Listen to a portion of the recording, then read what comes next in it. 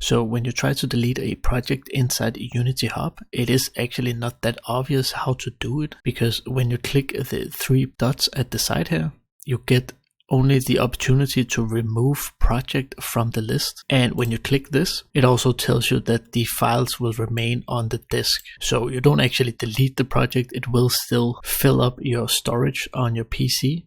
So what you really want to do is to right click the project and say show in Explorer. And when you do that, you get this folder where all your project is inside. And from in here, you just want to go and delete the project that you want to get rid of. And this project was actually around 5.5 gigabyte. So even though it's project you don't really have done anything with, it will still fill up your storage. And the final thing you will do is then go back to Unity Hub. So when it is gone from in here, you can just go and right click the project and now say remove project from list and say remove project.